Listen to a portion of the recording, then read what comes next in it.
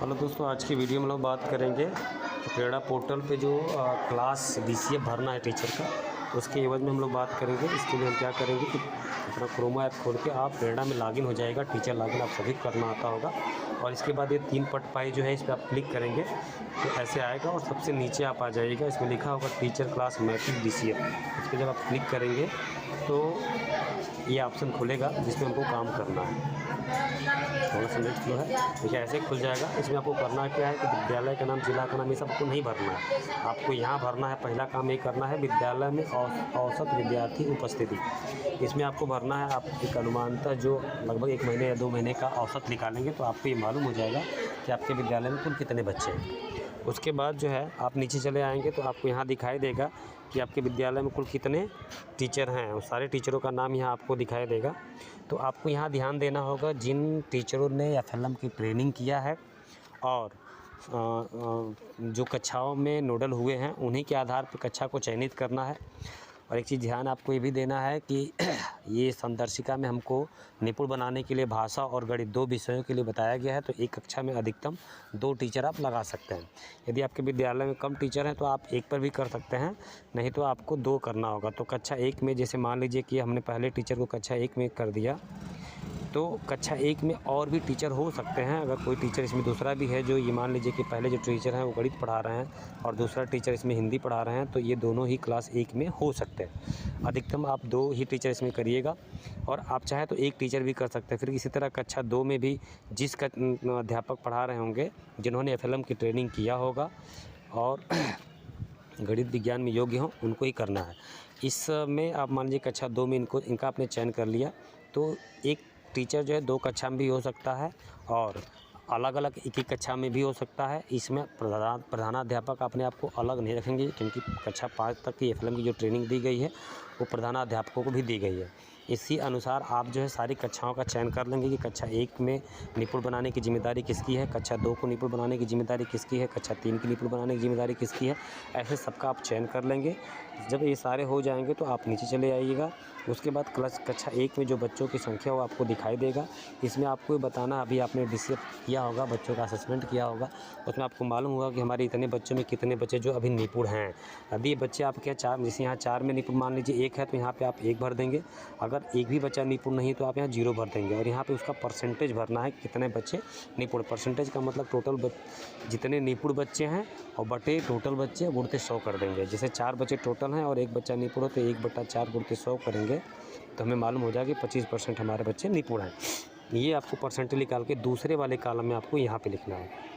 पहले वाले कॉलम में विद्यालय में जो बच्चे कक्षा में निपुण हैं उनके लिए डालना है। अभी 1, 2, 3 के लिए ही ये है, इसमें 1, 2, 3 के लिए भरा जाएगा, जबकि ऊपर जो अध्यापक किया जा रहा है वो कक्षा 1 से लेकर 5 तक के लिए होगा। बातों को विशेष ध्यान दीजिएगा। अब आखिरी वाला जो कॉलम है इसमें आपको समय पूछेगा कि कब तक जो है इस कक्षा के सारे बच्चों को आप निपुण बना सकते हैं। तो इसमें आप देखिए, हमारा जो लक्ष्य है वो 26 तक का है। आप 26, 25, 24 जिस समय को आप चाहें उसमें डाल के आप कर सकते हैं। मान लीजिए 25 हमने कर दिया और जो जुलाई तक हम करना, हम सोच रहे हैं कि जुलाई तक कर सकते हैं, तो हम इसमें जुलाई 2025 डाल सकते हैं। आप 26 भी डाल सकते हैं, लेकिन जुलाई नहीं होगा, उसमें अधिकतम मार्च तक ही होगा। अगर आप 26 डालते हैं तो 31 मार्च से ज़्यादा का समय आप चयन नहीं कर सकते हैं। तो इस प्रकार आपको लगता है कि हमारी कक्षा कब तक जो है निपुण हो जाएगी, तो आप उस समय को इसमें डाल देंगे। ये कक्षा वार है, कक्षा 1 को निपुण बनाना है, दूसरे में कक्षा 2 को, कक्षा 3 को।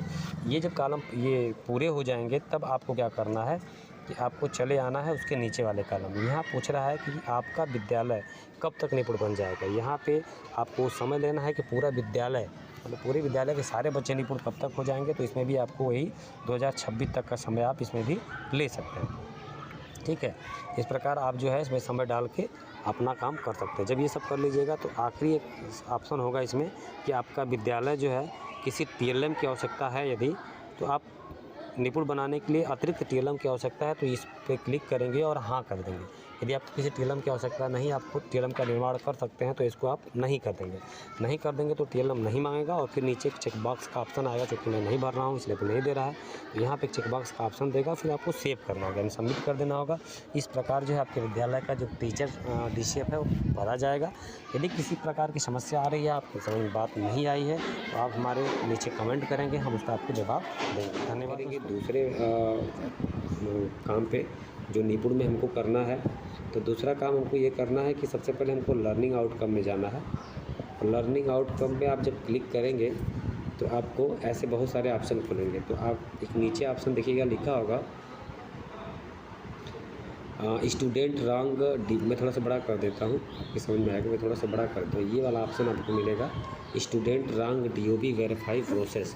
इसमें हुआ क्या है कि जो कक्षा में आपने बच्चों का नामांकन किया है, यदि बच्चे की उम्र जो है उस 6 से 14 के बीच नहीं है, उससे ज़्यादा है या उससे कम है, तो उन बच्चों का नाम इसमें देगा।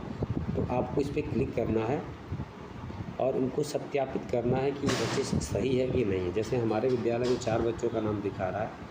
अब देखिए, ये रूरल एरिया है, विद्यालय का नाम दिया है, व्यास कोड दिया है, बच्चों का नाम यहाँ पे दिया है। और आगे जाएंगे तो आपको यहाँ दिखाएगा कि उनकी उम्र कितनी है। तो उनकी उम्र जो है 16 साल हो रही है, जबकि हमको 14 साल का ही बच्चा चाहिए। तो जब 16 साल का बच्चा हो रहा है, ये आधार से वेरीफाइड भी हुआ है, ये भी दिखा रहा है कि आधार से वेरीफाइड है। अब आपको यहाँ करना क्या है कि यदि आप बच्चे के आधार में करेक्शन करना चाहते हैं तो उसके लिए आपको यहाँ से रिजेक्ट करना होगा और फिर DBT ऐप में ये बच्चा जाएगा और वहाँ से आप इसको संशोधित करेंगे।